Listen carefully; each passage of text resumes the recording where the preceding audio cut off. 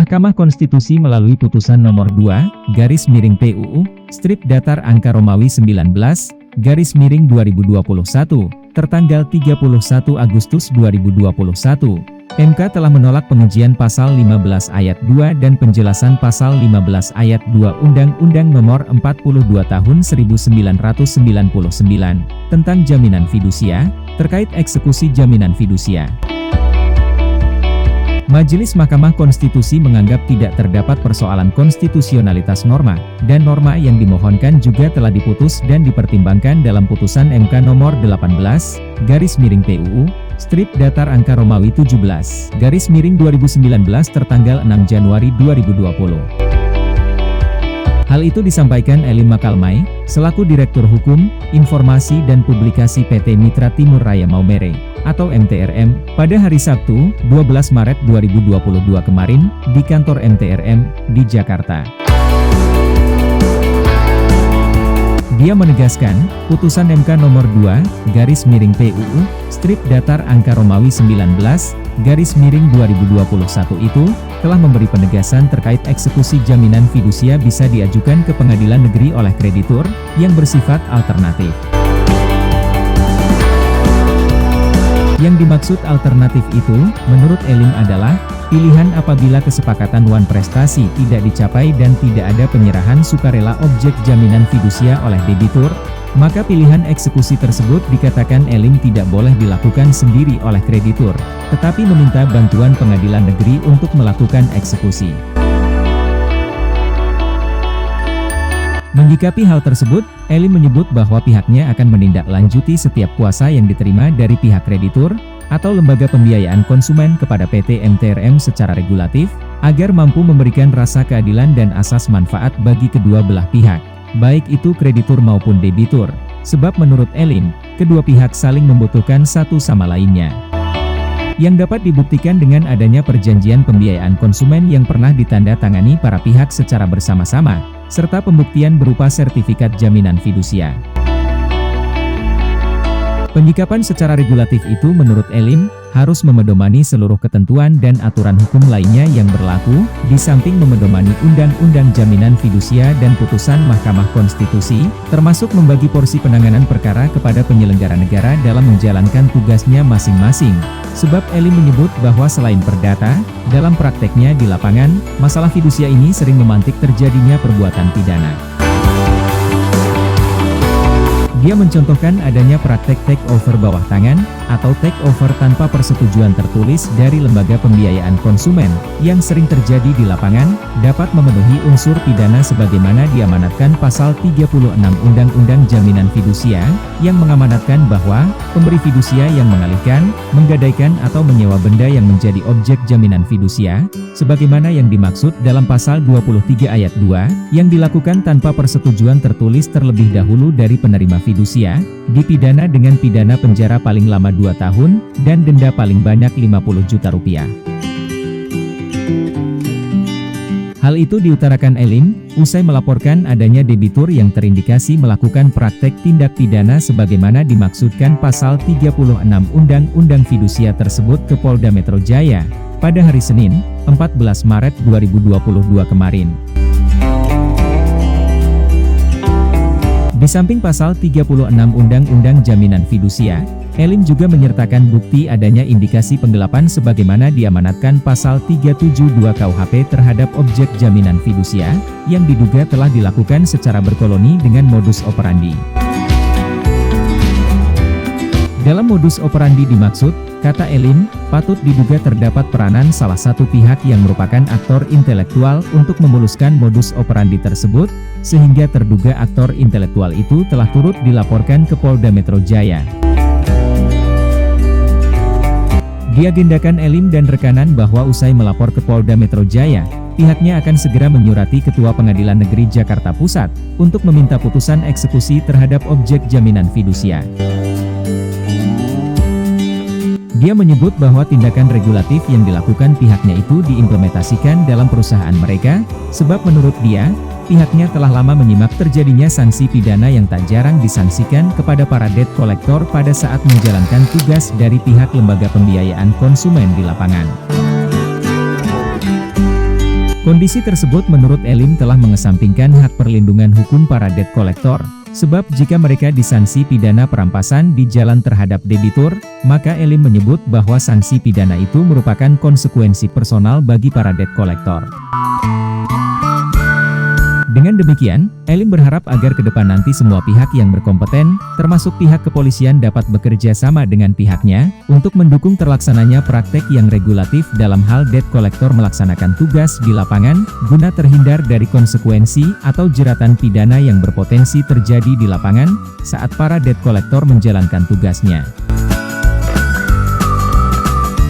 Elim pada kesempatan itu mengatakan bahwa pihaknya juga sementara mempersiapkan surat permohonan audiens kepada Kapolda Metro Jaya, guna melakukan audiens yang diharapkannya dapat bermuara pada kesepakatan kerjasama, dalam hal sosialisasi dan penerapan undang-undang jaminan fidusia yang benar di lapangan, baik itu oleh kreditur maupun debitur, agar meminimalisir jeratan hukum pidana bagi para debt collector saat menjalankan tugas di lapangan, sebab Elim menyebut bahwa jasa debt collector sangat dibutuhkan di negara ini, karena peranan mereka berpotensi mendukung penambahan pendapatan negara, dalam hal besaran pajak yang dibayarkan lembaga pembiayaan konsumen kepada negara. Berikut adalah rekam jejak aktivitas perdana Elim dan rekanan di lapangan, dalam hal penerapan regulasi tentang fidusia dan regulasi terkait lainnya, yang diawali dengan melayangkan somasi dari PT MTRM selaku penerima kuasa dari PT Verena Multifinance, kepada salah satu debitur yang pada akhirnya bermuara pada laporan polisi secara tertulis, yang ditujukan dengan hormat kepada Direktur Reserse dan Kriminal Umum Polda Metro Jaya pada Senin lalu, lantaran somasi pihaknya tak diindahkan oleh debitur.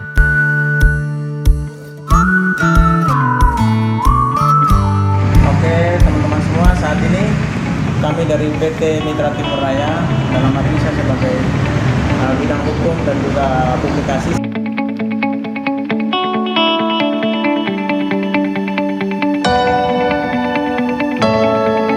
Saat ini kami berada di showroom Line Motor.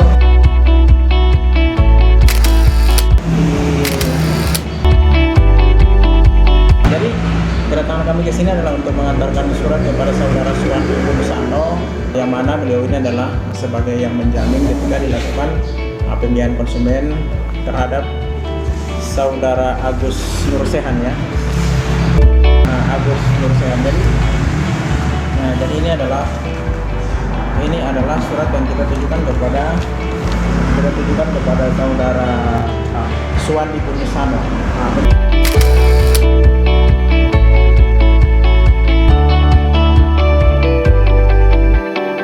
Dijaminkan oleh beliau untuk bisa dilakukan pembiayaan konsumen oleh pihak PT Verena Multifinance, TPK selaku pemberi kuasa kepada kami. Nah, kemudian di sini kami sudah sampai di lokasi, tetapi ya seperti yang teman-teman lihat saat ini, bahwasanya memang di sini ada kendaraan-kendaraan di sini yang terparkir. Nah, tapi yang bersangkutan tidak ada kata dari orang yang bekerja di sini yang mengaku sebagai pihak freelance. Dia bekerja sebagai freelance di sini, menyebutkan bahwa katanya lagi makan siang gitu. Memang kedatangan kami juga sudah sore sih, tapi sore ini masih buka ketika kami sampai, dan saat ini masih sementara menunggu kedatangan dari pihak kantor karena katanya lagi makan siang gitu.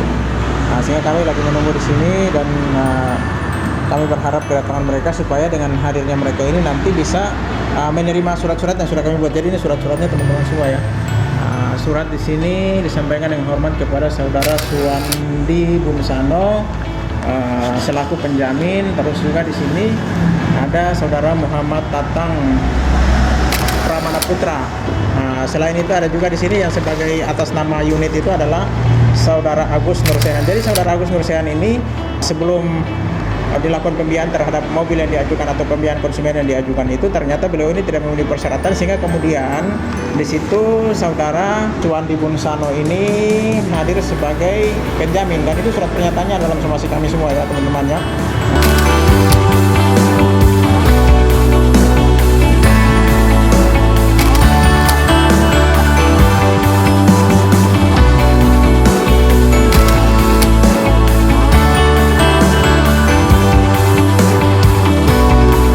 Di sini ada juga saudara Muhammad Entang Pramana Putra. Nah, ini juga sebagai pihak yang di situ diduga telah menadah atau diduga telah melakukan aktivitas take over bawah tangan bersama saudara Agus Nursehan.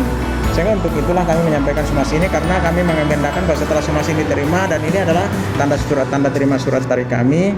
Ini tanda terima surat dari kami ya teman-teman ya, dari perusahaan PT Mitra Timur Raya ini adalah tanda terima suratnya. Bukan, ini adalah surat pengantar ya. Ini surat pengantar. Ini adalah surat pengantar kepada mereka bertiga yang akan diisi nanti dibuat rangkap dua untuk kami dan mereka. Kemudian juga ada di sini tanda terima suratnya teman-teman ya. Nah, ini tanda terima suratnya. Oke. Nah, kita di sini kenapa melakukan hal tersebut? Karena ini ada bagian harus ditandatangani. Nah, setelah mereka tanda tangani kami akan pulang dan kemudian menunggu, lalu akan melaporkan langsung ke pihak kepolisian.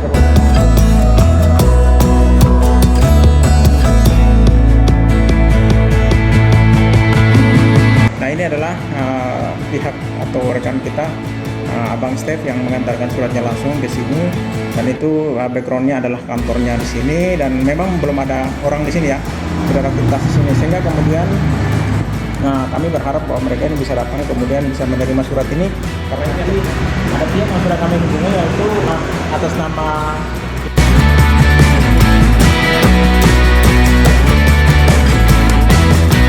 dan sesuai dengan pengakuan tadi bahwa memang saudara Suwandi ini lagi berada di luar negeri. Saya belum bisa pastikan apakah itu betul atau tidak, karena itu dari kami dengar dari pekerja di sini yang mengaku sebagai freelance di sini. Nah, setelah kami dari sini nanti kami menunggu sampai dengan tanggal 9, tanggal 10 pagi kami akan melaporkan ini ke Polda Metro.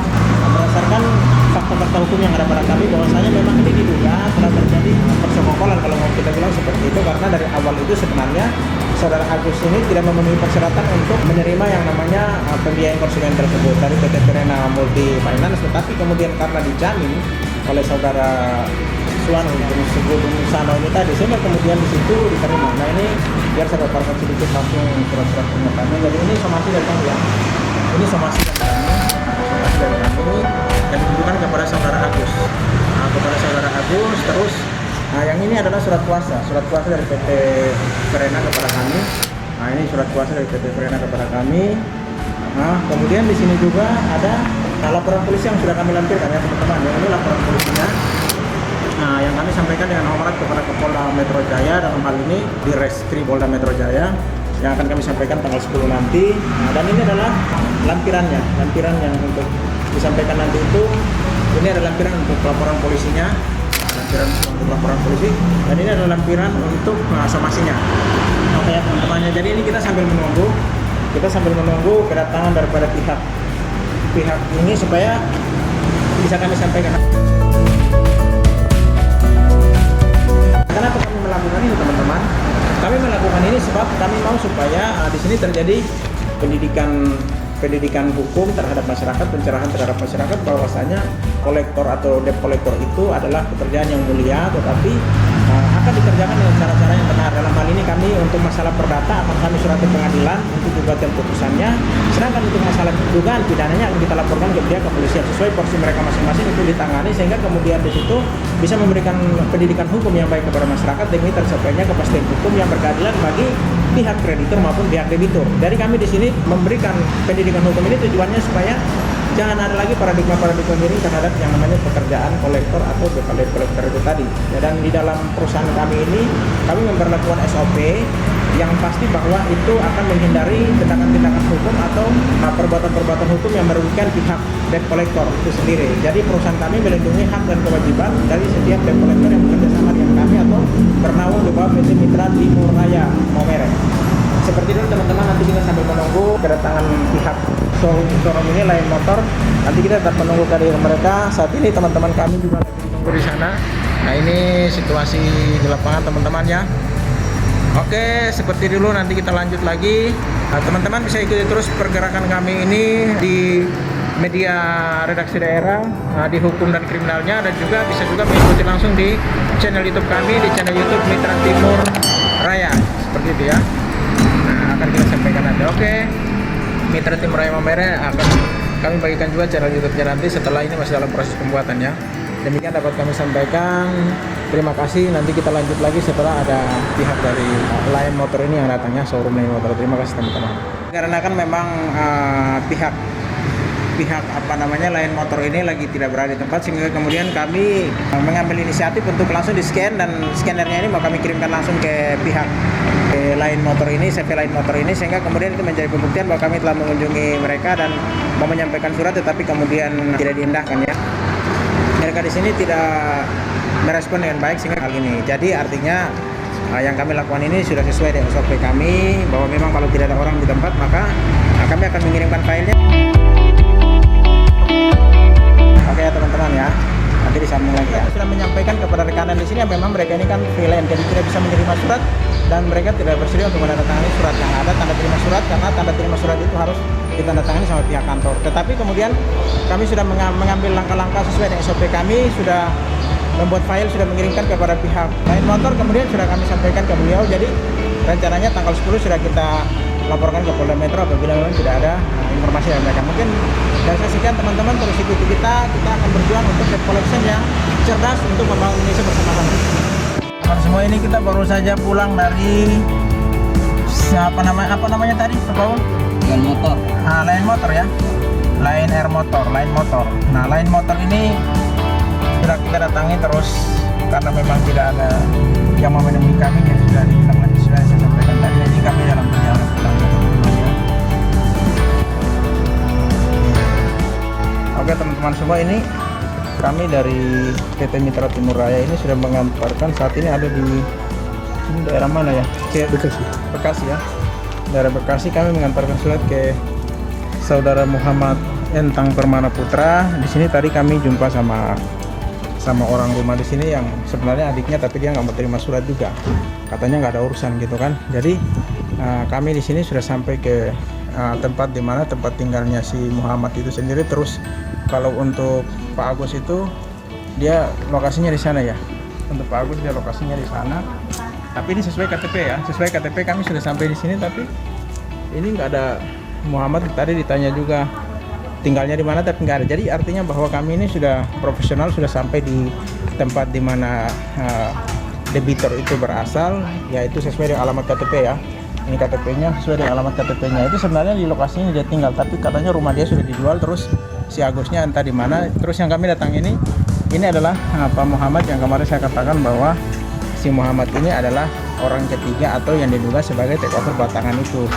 Nah, tetapi tadi setelah didatangi ternyata ini sebenarnya adiknya dia di rumah ini, tapi dia nggak mau terima juga. Jadi kesimpulannya bahwa kami sudah sampai di sini. Jadi ketika kami datangi untuk melakukan proses hukum baik itu pidana maupun perdata, kami sudah memenuhi tahapan-tahapan yang mana dalam regulasinya itu kita harus melayangkan somasi, dan sebelumnya juga dari PT Verena itu sudah melayangkan SP1, SP2, tapi kemudian di situ tidak diindahkan sehingga kemudian dikuasakan ke kami, dan saat ini kami ada di tempatnya Pak Muhammad ini selaku penerima tembusan surat karena diduga sebagai yang menerima takeover batangan dimaksud. Nah sekarang kita akan ke tempatnya si Pak Agus yang adalah debitornya, supaya di situ kita pastikan bahwa memang orangnya tidak ada di situ. Jadi ketika kita buat laporan polisi dan lain-lain itu memang betul-betul terjadi sesuai dengan fakta lapangan begitu.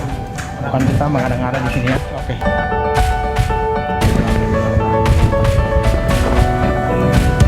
Nah, jadi ternyata begini teman-teman, kami sudah sampai di lokasi, sudah sampai di tempatnya dulu di mana Putra kontak di situ. Tapi di sini katanya rumahnya itu juga sudah dijual, sudah dikasih ke orang lain. Jadi intinya bahwa alamat di sini sudah nggak sesuai KTP.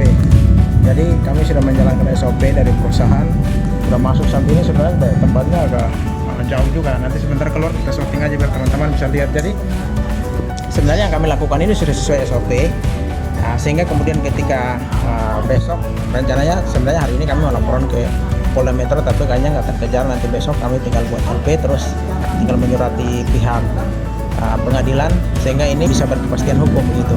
Karena kami sudah menempuh SOP, tahapan-tahapan sudah kami lewati semua, sehingga nanti dari sini kami akan kembali lagi dan akan langsung ke Cikarang karena ada lagi satu debitor di sana atau konsumen yang akan kami datangi lagi. Demikian teman-teman ya.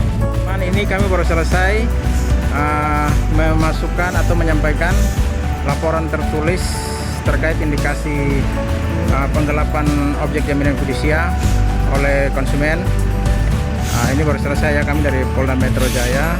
Tadi sebelumnya sudah kami sampaikan juga laporan, tembusan laporan kepada Pak Kapolda. Nah, dan ini baru selesai ya teman-teman. Oke teman-teman semua, ini kami sudah dari Direktorat Reserse Kriminal Umum, Reskrimum. Jadi ini adalah tanda terima surat ya teman-teman ya, tanda terima surat yang sudah kami sampaikan kepada Direktur Kriminal Umum Polda Metro Jaya. Dan tadi sebelumnya kami juga sudah sampaikan tembusan surat juga sudah kami sampaikan kepada Pak Kapolda, dan kami sekaligus memohon kerjasama untuk nanti kami diarahkan untuk memasukkan permohonan audiens kepada Pak Kapolda agar bisa terjadi sinergitas kerja antara perusahaan kami dengan pihak Polda Metro Jaya dalam hal upaya kami untuk bagaimana bisa berkontribusi dalam hal mendukung atau memberikan pandangan-pandangan hukum yang benar dalam hal teman-teman kolektor di lapangan dalam menjalankan tugasnya.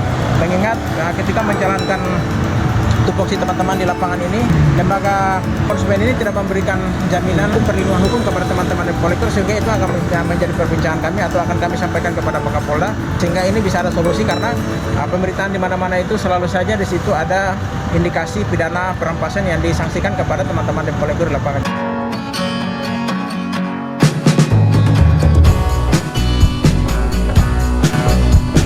Jadi ini adalah perjuangan kami percaya buat teman-teman semua, kita bersinergi maka kita akan sama-sama bergerak maju, karena collection cerdas itu akan membuat kita untuk maju, kita akan bekerja secara regulatif, dan saya yakin bahwa di situ akan ada solusi buat teman-teman semua, buat kita semua yang bergerak di dunia collection. Demikian teman-teman, terima kasih telah mendukung channel kami ya. Di samping itu, Elin juga mengatakan bahwa pada bulan Februari 2022 lalu, MK juga telah mengeluarkan putusan nomor 71/PUU strip datar angka Romawi 19, yang idealnya mempertegas bahwa objek jaminan fidusia harus dieksekusi oleh pengadilan negeri, apabila debitur tidak sukarela menyerahkan objek jaminan fidusia kepada kreditur. Artinya, menurut Elin, harus ada kepastian dalam hal kesepakatan dan bersama-sama antara kreditur dan debitur tentang arti cedera janji atau wan prestasi yang sebenar-benarnya, sehingga dalam prakteknya, kreditur dan debitur tidak saling merugikan satu sama lainnya. Elin menyimpulkan bahwa PT MTRM siap membangun kemitraan dengan semua pihak yang memiliki kesamaan visi, untuk mewujudkan sinergitas kerjasama yang regulatif dan mencerdaskan, guna meminimalisir gesekan antara pihak kreditur dan debitur di lapangan. Kontributor RDTV melaporkan dari Jakarta.